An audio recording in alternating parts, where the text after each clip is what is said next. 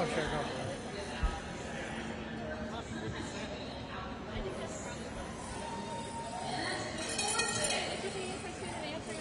it. Sure. I am a SAG and WGA. Oh, I'm a SAG and WGA member. I'm both. Yeah, for 65. Oh, sorry.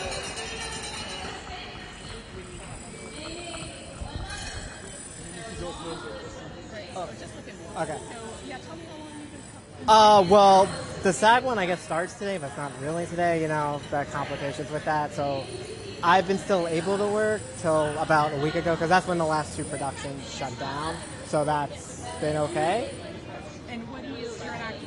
I consider that more that and / media personality than writer, but I am in both guilds. So. What are you hoping, or what are your issues, I guess? I would say the base scale, which from what I saw in the leaked documents, I don't know if it's true, they're fighting for at least 10 to 15% base increase because of the inflation of the last 3 years to like tie it up to catch up. Unlike, I think the Directors Guild had 5, which doesn't cover the last 2 years of inflation. Okay. So you personally, what's... I would say the scale matters more, the price, and the AI protection. As we've seen, the chat GPT of it all, I understand that's what people see, or as in Mission Impossible 7, the AI, just the deep fakes, that once you have enough records of somebody, you can basically create your own thing with it without needing the person. So that, because unless the government actually begins some version of AI regulation, which some candidates have it in their platform, because I guess that's going to be more of a late 2020s issue, as the AI is not just an actor or writer problem. We're seeing it in schools with plagiarism or lawyers creating fake legal documents. So that seems to be the real issue for what it's going to become, not what it is right now. Sure. Okay, so you said you've been striking for 55? May 1st, was that 66 days-ish right now?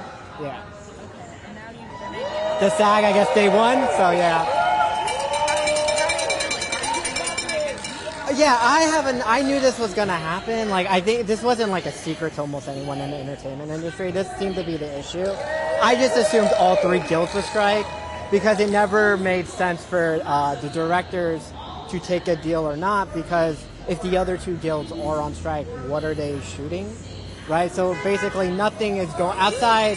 I don't even know if reality TV right now is allowed to, because there's a lot of like, let's say those dating shows on Netflix that like Nick Lachey hosts. I don't know if Nick Lachey is like allowed to do those reunion shows because he is a SAG member, right? So I assume everything that's not news or sports is shut down. Thank you so much. No problem. Tell me your name. I'm Alex Hammerly. Oh, Hammer L.I. Hammer L.I.? Yeah. And your first name is Alex, Alex? A-L-E-X. Born and raised. Thank you. No problem.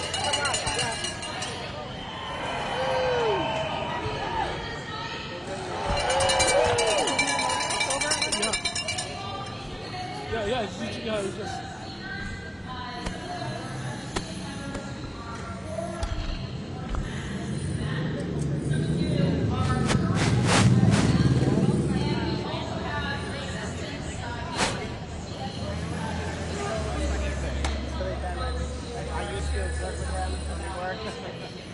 Should we have another soundbite? Yeah, hold on, let me tell you.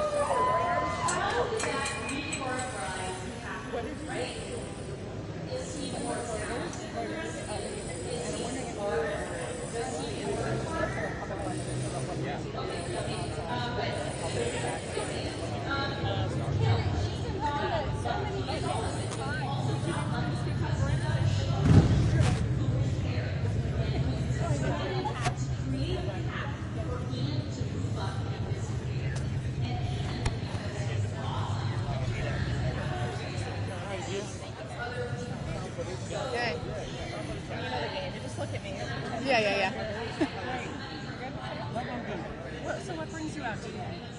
I've made a commitment when the Writers Guild strike started to come at least once a week or more. And the first time I came, I felt very moved by the issues that they're picketing for and how much it relates to what the actors are also asking for. Really reasonable, humane demands.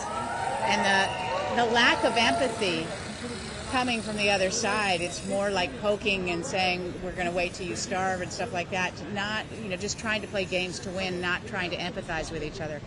I can empathize with the fact that producers' money's gone down, but we deserve more. We've not gotten enough, and the writers particularly. I mean, I've been very fortunate to meet a lot of writers and really understand what they're going through, and that's just motivated me to come out. And now that this is pretty much the unofficial first day of our strike, this is a really packed picket, and I think it's because a lot of actors know that we're just about to begin, and we can thank the writers for starting this. What for you personally? Tell me about maybe the top couple of issues. I think AI feels like the epic battle of good versus evil, why we would create something and agree to something that would rob us from our souls, from what we do to, I haven't really been auditioning or acting since February. Things have been really slow. I've done some stuff, and it robs my soul. It's very hard day to day when that's what you do. You audition, like auditions are jobs, and when the auditions stop coming, what gives you purpose is gone. And to not be able to get safeguards to protect our purpose makes me want to cry. It's tragic, and it's just human. No one wants their job, if they love it, taken away from them. So I think that's by far the most important thing. And obviously being able to earn a living and, keep my health insurance, which I have now, and I need to get jobs that pay enough so that I can keep it. They keep raising the health insurance limit, and because they probably have to, but that means we need to keep getting money and earning good residuals. And so I gather that there's something that's happening about SAG, right? Yeah. Yes. How long are you? As long as it takes is the only answer I can really give. I mean, right now, to stay sane, I'm trying to cobble together a lot of other kinds of things. I'm producing my own short based on a feature I wrote, and we're allowed to do independent things that aren't connected to studios. So I want to keep trying to figure out ways to be creative and help other people do their shorts. And, I think indies and shorts are going to be the big thing right now. But I think we have to be able to stay the course. And I think probably for actors, I'm guessing September. Writers, I know that there seems to be such animosity from the producers toward the writers that I think it's gonna go longer. They're gonna offer us something and keep prolonging it. And I'll keep coming out for writers. Thank you so much. What's your name? Carrie Gibson. And I'm gonna spell it. It's Gibson. Yes. Okay, Carrie like the movie and Gibson like the guitar. Thank you. And how would you characterize your role? Actress or actor? I'm an actor. Yeah, I'm an actor. Super. Thank you very much. Thank you. Good. Thank you. Where are you guys from? Oh, we're at Reuters. Oh, cool. All right. Thanks.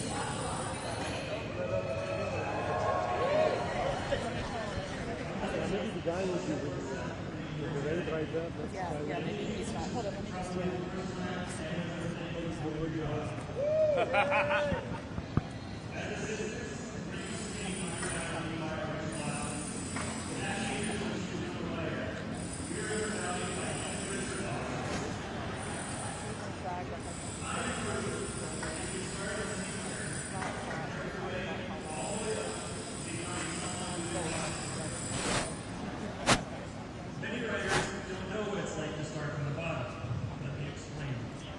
Interns, our job is simple. Don't talk to the writers. That's a fireable offense. Just keep your head down and the serious stuff. Production assistants. We help to edit regular TV. If you count pay,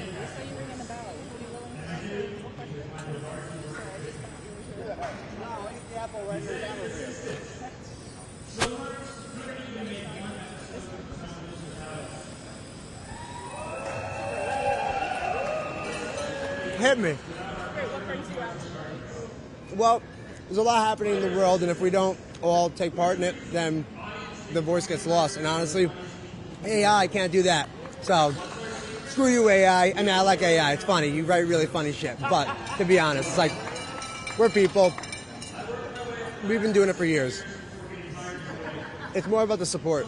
It's more about people just like patting, like knowing you have someone's back, and sure that this is a short-term thing. Like AI, like the same way like CGI, you had it. It has its perks, but you still have the puppeteers. You still have the people that are going out there making the sets, building the things. Like when you don't see the behind the scenes, people are going to places and literally like recreating the new Beetlejuice. They're recreating towns, cities.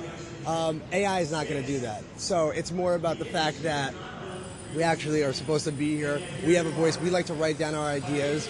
We should be support like the way we go see art. You're supporting the artist. Why is an art piece $5 million? It's because of a name, but also that person took his time to make that art under his guise and said, this is how I want to see it. The price is determined however, but when it comes to a show, people put their names on it. It's a stamp. So it's part of a legacy. It lives on. Something you wrote, a book that gets put out. So AI can never replace that. I'm a sound operator, and I literally just got into the Local 52 working on Project Runway. I've been in sound forever doing reality, but I wanted to really get into the unit. I want to do narrative.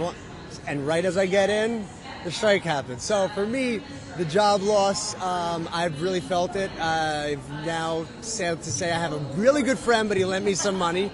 I have far and few between jobs at this point, and it's definitely tough to make a living. So I figured I would do any part to just get out here and just like say something, just to be a part of it.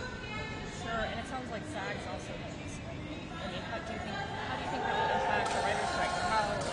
What are your thoughts? This world is really scary because I recently saw a commercial with 2 TikTok stars in it, and I know that because I've seen them on it. I don't really try to do the social media as much, but I knew it, and I was like, it's that easy. You know, you have someone with 18 million followers in the middle of Louisiana when Brad Pitt doesn't have that. So the 14 to like 30 is very easy to get on their phone and find something. This joke I've been making, and hopefully it's only a joke, is when's like all the vertical screens coming? Because literally everyone just wants their phone, so they just want to watch it. So why not? Like, literally AMC is like, I'm sure someone's already talking about a vertical screen, and that's scary as. So, you know, it's just the whole thing is just it's a scary place we're in because it is very easy to transition to not having humans do this, and that's why this is like. I just feel like the talk about AI has totally dropped the ball. I feel like no one said anything. The same way no one talks about how the passing lane is on the left lane. I don't know how traffic is so bad now that everyone drives on the right lane. It's like the whole world has completely reversed itself just because people are so into their own ways that we've created our own path, and it's going to be the destruction of, you know, mankind. If they want robots to rule the world, they're doing a really good job at helping them start to do it. Tell me your name. Dylan Lappin. Thank you. Can you spell it? D-Y-L-A-N, L-A-P-P-I-N. And are you from New York City? New York, born and raised. New York, born and raised. All right. There we go. Thank you so much. And good luck.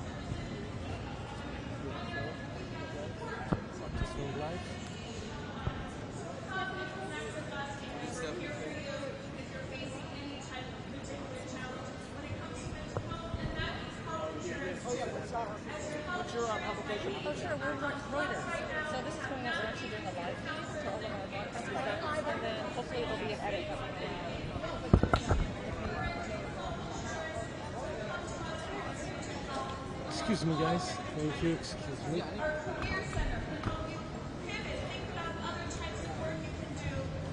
And also build your career in different ways. These services are free. They're for you. Please call us.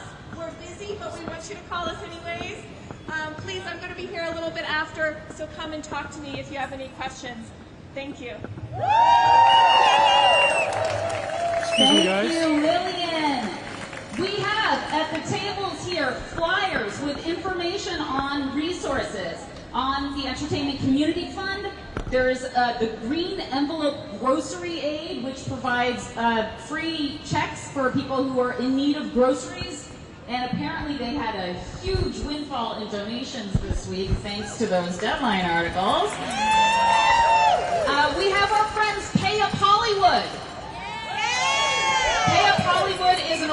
organization started by my friend Liz Alper in the West, who is an absolute fucking dynamo. And she has done more to help support staff, I think, than any one person in the WGA. So please know, Pay Up Hollywood is also here for you. Women in Film has a helpline. We have that information as well. So please come up and take a flyer. There's a QR code that will lead you to a website with even more information. I said that kind of weird. All right, next up is Liz Hines. Where is she? Liz is a writer on Last Week Tonight with John Oliver. She is also a member of your WGA's council and a kick-ass strike captain who has been pounding the pavement. She was part of the group who was out last night at what might possibly be our last shutdown picket. Shutting down a show we shall not name, run by a person we shall not name. And Liz is also a former assistant and has walked the walk as well. So I'm going to hand it over to Liz. Thank you. What's up, WGA? What's up, SAG-AFTRA? And what's up to our support staffers? Thank you so much for being here. My name's Liz. I joined the Guild in 2020, but before that, I was a writer's assistant. I was a PA, intern, sometimes unpaid intern. Unpaid intern, but they give you lunch. I don't know how that's legal, but one of those. So I'm really moved to speak at this particular picket, and I'm so grateful to you all for showing up here today. It is really hard to make a living as a support staffer, even without a strike. So the fact that you're still showing up with us means the world. Thank you. Joining the Writers Guild materially changed my life overnight. For the first time ever, I had enough money to breathe. I had great health insurance. I had a pension, which is unheard of for anyone under 60 anymore. So that was great. But getting staff didn't guarantee stability. I'm a comedy variety writer. We work on 13-week contracts. So every 13 weeks, you find out if you're coming back to work, if you're lucky to work on a show that can offer you more than 13 weeks in the first place. One of our demands to the AMPTP was to establish a minimum wage for comedy variety shows on streaming. Not only did they refuse that, they offered to establish a day rate. Right answer. They want a workforce that goes home every night and waits to hear if we have work the next day. That's a future we cannot accept. We will never ratify a contract that turns union workers into day players, ever. Up until May 1st, I could promise you that joining the Writers Guild would guarantee you a better future, a better career, Papa John's. But if we had agreed to those proposals, I could no longer make you that promise. The AMPTP says our demands are unreasonable. That's a really common refrain in this industry, especially if you're young, if you're just starting out, if you are not white, if you are queer. Tell me if this sounds familiar. You're really lucky to be here. You should be grateful. 1 million people would kill to have your job. We've all heard this time and time again. When people think about working in entertainment, they think of all its flashy trappings. Occasionally you see a celebrity, you go to a premiere, maybe an awards show. They do not think about grueling 18-hour production days, or 8-hour turnaround times between shoots, or starvation wages. But that is the reality for too many laborers in this industry, even though it's your labor that creates the profit. And I'm not just talking about those of us with union protection, I mean all of you, every single person here. Your labor is skilled, your labor is necessary, and this industry cannot function without you. Let's be honest, if David Zaslav or Bob Iger had to be a set PA for 5 minutes, they'd kill themselves. We work in a $100 billion industry that when its workers withhold their labor, the entire thing falls apart. And the studios ply you with perks, and they weaponize your love of your work. Because they know once you realize how valuable it is all over for them. They rely on the assumption that your love of the game outweighs your desire to not get kicked in the teeth while you play it. The culture that's allowed predators to go unpunished in this industry for so long is the same poison that chastises the support staffer for asking for a raise so they can make rent, for the crew member demanding a safe, humane turnaround time between shoots, and for the writers and actors seeking a contract long enough to get health insurance. They want you to believe gratitude appreciative, and that is a lie. They tell us we should be grateful because they know they are the lucky ones. They know that they're lucky we are only asking for our fair share when we could be asking for way more than 2% because they need us more than we need them. The energy here today is incredible, but let's be real, the strike is difficult, it's exhausting, and even though the studios let it slip that they decided to let this happen long before May 1st, for us, this was a last resort, and I know SAG feels the same way. We would never choose this path for ourselves, for each other, and for you unless everything was at stake, and it is. It means the world, again, that so many of you have shown up in solidarity because you're refusing to give in to the fear and anger and resentment that our enemies were counting on. I promise this is a fight for your future and for a world where all workers get to share in the fruits of their labor. And together we're gonna fucking win. Thank you.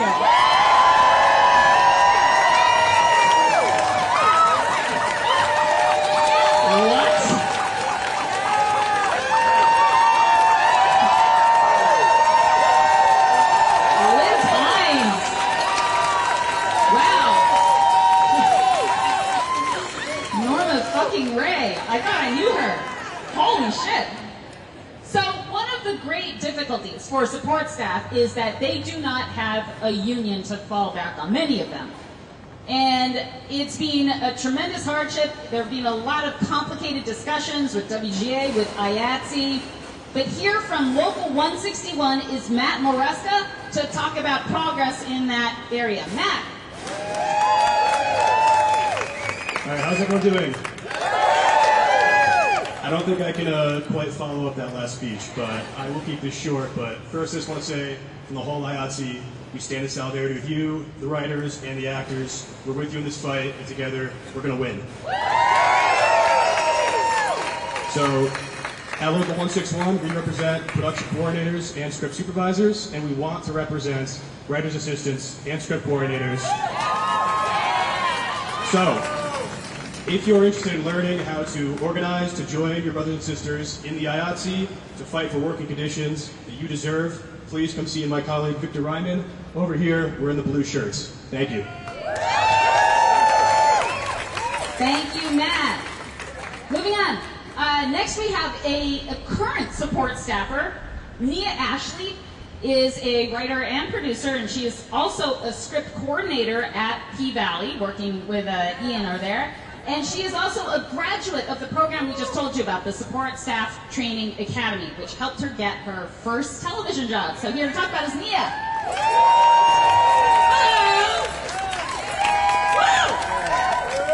Hello! So, like Lisa said, I graduated from the Support Staff Training Program last summer. The program truly changed the trajectory of my career. I was a child actor and had been working in this industry for 25 years and always wanted to work in television. The first song I could sing when I was a kid was the Cheers theme song. And when I graduated from my MFA program in 2020, it was 2020, but it was impossible for me to find that first job. And that is the case for a lot of people in my circumstance. We have the desire, we have the passion, but we don't have those highly technical skills that you used to be able to learn on the job. That we're not really given the opportunities to learn those on the job. You get stuck in this cycle of people wanting support staff who've been support staff before, but not hiring any more people to be support staff so they can get that experience. That all changed for me when I did the support staff training program. Ian is an amazing person, an amazing leader, an amazing boss, and really taught us the skills we needed to at least be able to say, you know what, I can do this job day one, and I'm gonna learn, and there's no replacement for learning on set and learning in the room, but I at least have the skills that I can put myself forward. And shortly after that, I was able to leave my day job and work on P-Valley, which has been an amazing experience. All I want to do is go back to work for them, but under a fair contract, because once you get in, you realize that all the writers above you are struggling too. That, like you said, the pipeline is not there, and it needs to be there. We need to be able to do these jobs as well as we do them for a living wage. We need to not just survive, but thrive. And I'm so thankful for the WGA and for the program and for Ian. And I'm so excited for us to continue in this fight and make it so that the rest of my career can maybe be a little bit easier, just a little bit, just healthcare would be great, than it has been. And I feel such solidarity with all of you. I'm so happy and so proud to be a part of this community, and I can only thank everyone on this line, everyone on every picket line, because we are going to fight and we are going to win.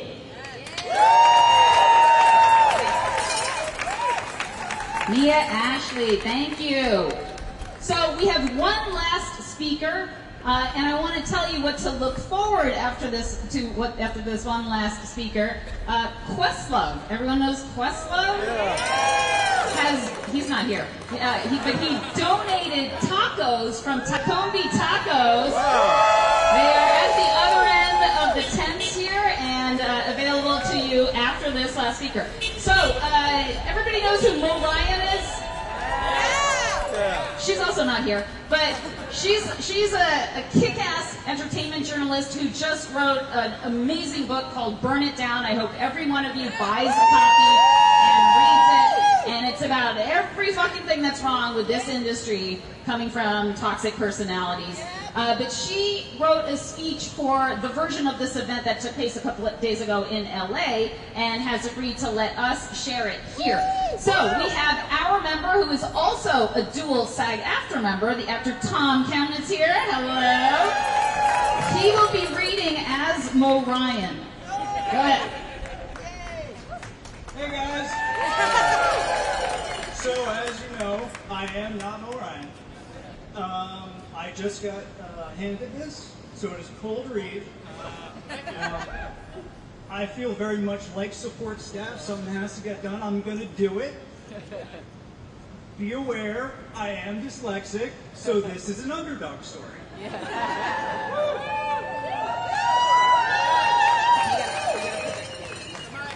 I want to tell every assistant and every former assistant here, I see you. I see how hard you work and how little you are paid for everything that you do. I see that when budget cuts come, your hours are the first thing on the chopping block, even though nobody wants you to stop working as hard as you do, ever. I see how underappreciated you are, and how you are all too often attacked, abused, mistreated, and gaslit. I see how devoted you are to learning about this industry and getting good at all the creative work you want to pursue. I see all of that effort and devotion. You work so hard and you try so hard in the face of so many obstacles. And I see that in the past decade, the chance to put one more foot even partway on the ladder of success has become even more rare and not less. That ladder that was always brutally difficult to somehow become even harder to climb, and it has just now collapsed on most of it. As you already know, and at least I hope you know, that there are some great people in this industry. And I, not Mo Ryan, can vouch for that as well. I've had tough times, and Lord knows they picked me up. But yeah, every situation that so many of you are in professionally, it's hard, it's draining, and it is regularly not great. Well, I see all of that. I am Mo Ryan in this speech, and I am never going to lie to you. That's accurate so far. That is kind of my brand, I guess. So here's the hard truth. Many of the dynamics I just laid out, they suck. Sorry. But I also see this. That no matter what, you remain committed to the cause. You've been showing up for the WGA, whether you're in it or not. You know what this strike is about. And a lot of it is about creating or clawing back some sustainability for your careers and your futures. And I have not seen one word of complaint from any of you. Quite the opposite. I know you're scared sometimes, and I know that the very real camaraderie of our picket line doesn't take away any of the understandable fears. in your minds and hearts, but you haven't wavered, ever, because that is just what you do. You keep showing up for each other, creating all kinds of grassroots groups and mutual aid support networks and support systems.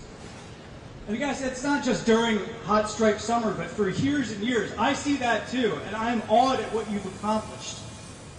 Sometimes with the support and help of those who made it, but often without a ton of support from the powers that be. I mean, let's be real. Sometimes what you're doing to push this industry in positive directions is in defiance of a toxic culture that's certainly established and certain established folks in Hollywood seem to want. I do not have to explain to you why my book is called Burn It Down. You get it. You get it. Guys, you get it. Too many of you have already been fed the lie that you need to be abused to grow a thick skin. Can we get a boo for that? Yeah. That you need to be treated unprofessionally and badly in order to learn the ropes. But you glorious people, you are among the folks who are punting that shit right into the fucking sun. Through my work, through our reporters on social media, everywhere else, you call that nonsense out as the lie it has always been. You know that the line in a horror movie, the call is coming from inside the house? I'm not a horror movie person. Industry lawyers scare me enough on the daily, but I love that line as it pertains to everything you have been doing for years. Here's the thing that toxic, terrible people should remember. It is a real bad idea to talk shit on people whose jobs involves collating and collecting information and taking goddamn notes! Reporters we love, note takers who are detail-oriented and can provide proof, corroboration, and documentation at the drop of the hat. We love some timestamp notes and extremely sharp memory banks. Support staffers, you've been heroes that Gotham has needed again and again. Still, I gotta drop a few more truth bombs. Sorry, not sorry. The series of wrenching changes this industry is going through, they're going to continue. And they're probably going to wreak havoc here, there, and everywhere. Even when this strike is over. But you guys will adapt. You will evolve and you will keep going. And I've seen you do that so many times. And I know who has so often given me hope in my darkest hours of covering this fucked up, amazing, brutal, terrible, wonderful industry. It is support staff. It is assistants, script coordinators. And by the way, I could never do it.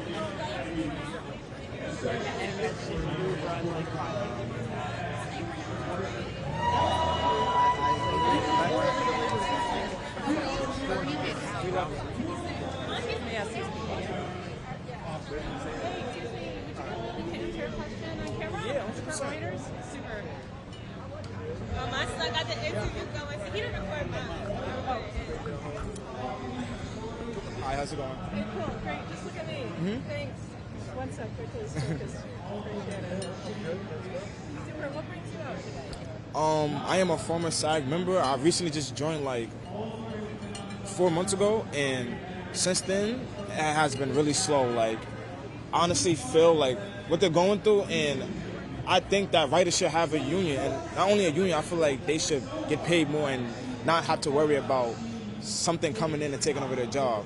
And they put their lives and dedication to it, and I feel like if something was to come in, like try to take over that, it wouldn't be the same. Because as we're humans, and whatever they're trying to use is not. And I feel like that's honestly wrong. So I'm here, and I want to help. Yeah, the AI stuff, exactly, the AI. Yes, I am an actor. Yes, I am an actor. Okay, cool. And how, it sounds like they're looking at striking too, right? Yeah, yeah. Oh yeah, 100%, 100%. We were supposed to film today, but we stopped it. We said no, we're not filming, and we're going on strike. And I feel like we're going on strike because I started doing background, and I worked my way up to that. Like I got a couple like future co-host roles still doing background, and it's been helping me a lot with my acting career. So just being able to get an audition is crazy. So I feel like we should strike with the writers to help out with everything. But yeah. Okay, lastly, how long are you prepared to strike for? As long as it's take. Like, if it goes on for months, we need to strike for months. Like, we should not stop until we give everybody gets what they need. 100%. Thank you so much. Thank you. I appreciate it. What's your name? Kevon Dawson. KEVONDAWSON. Are you from New York City? Yes, born and raised. And I can say actor. Actor, 100%. All right, thank you so much. Thank you. Good luck. Appreciate it. Have a good one.